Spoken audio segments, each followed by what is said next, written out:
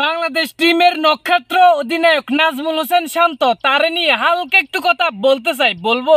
আচ্ছা বলো বলো। ঘটনা হইল গিয়ে আঙ্গো মহিলা দলের ক্যাপ্টেন লিগের সুলতানা। এই সুলতানার স্ট্রাইক রেটের কথা কি আপনারা জানেন? জানেন না।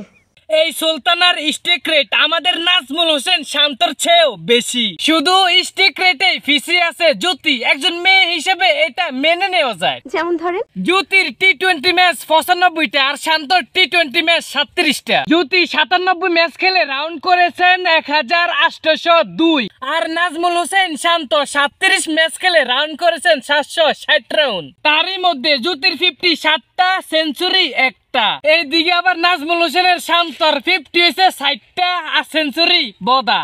আরো আছে, সবগুলো তো কইলাম না, সবগুলো ম্যাচের সাইটেও জ্যোতি এগিয়ে।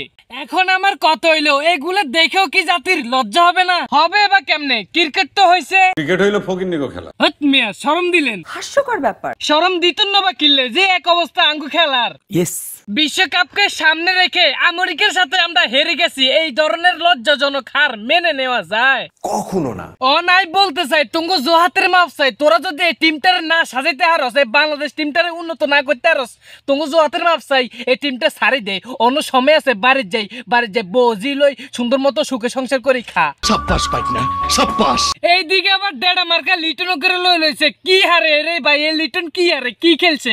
দীর্ঘ 3 বছর ধরে দেখছি এত খালি বদাই মারে যাইতেছে। কি খেলতেছে হাতের কোনটা বুঝে লইতেছে, আর এটা বুঝলাম না। এইসব ডেডা মেডারে হরারে ফাফন, এইসব ডেডা মেডারে হরানোর সময় আছে। তোরা যে কিভাবে মেহেদী মিরাজের মতো এমন একজন প্লেয়ারে বাদ করি, কেন যে ডেডা মেডারে দলের মাঝে জায়গা দিছস, আসলে এটা ভাবিও হারাই না রে। আই এটা মানি যে শান্ত রহমানের লয় আমরা অনেকে অনেক কথা কইছি যে হাতে খেলতে তো না, খেলবো কি বক্কসক্কর খেলবো এটি কইছি, কিন্তু হাতে ভালোই খেলছে, সবার মনের মধ্যে জায়গা করে নিছে, ভালো খেলি কথা বুঝুন। অবশেষে যেহেতু হাইটতেছে না, তাহলে হাতে তো দরে আঙ্গ রাখার কোনো দরকার নাই। দরে আপনারা কোন রাখার দরকার আছে? একজন মানুষ প্রথমে যদি ভালো খেলে সেই মানুষটার রাখছি, আর যে মানুষটা যদি না খেলতে পারে অনগা সেই মানুষটা রাই কোনো প্রয়োজন নেই কথা বুঝুন।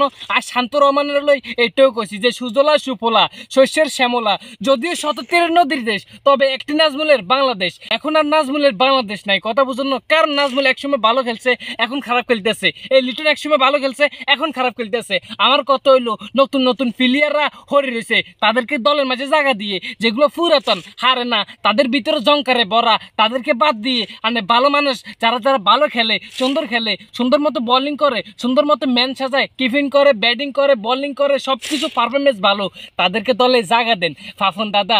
আর যদি তাদেরকে দলে আনে না জায়গা দিতে পারেন, আপনি একটা কাজ করেন, সুন্দর মতো ব্যাগ ট্যাগ কান্দে লই আনে চলি যান গই কথা বুঝুন না, কোনাই ইন্ডিয়া চলি যান, এই বাংলাদেশে থাকেন না কথা বুঝুন না, কারণ আন্য জ্বালা যন্ত্রণা আমরা সহ্য করতে হারতেছি না।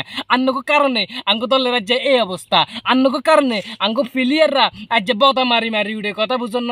তো যাই হোক, আমি আর তাদেরকে নিয়ে কোনো কথা বলার নাই, কারণ তারা প্রতি বছরে বদা মারতে যাইতেছে, আর আমরা সে বদারে কেন্দ্র করে ভিডিও বানিয়ে যেতেছি, কিন্তু লাভ হইতেছে না। লাস্ট মোডটা কি 0.00। তো যাই হোক, আমার কথা যদি আপনারা হারাম কুদ্দুর বুলটুটি হয়ে থাকে একখানা ক্ষমার দৃষ্টিতে দেখবেন, আর আমার ভিডিওটা কেমন লাগছে অবশ্যই কমেন্ট করে জানাবেন। যদি ভালো লেগে থাকে অবশ্যই শেয়ার করে দিবেন, আর যদি খারাপ লাগে নামটা মনে রাখেন মন্নান। আর নেক্সট টাইমে যদি কোনো সমস্যা হয় অতি শীঘ্রই ভিডিও আসবে। ভালো থাকবেন, সুস্থ থাকবেন, আল্লাহ হাফেজ। দেখা হচ্ছে নেক্সট আরেকটা ভিডিওতে। আল্লাহ হাফেজ।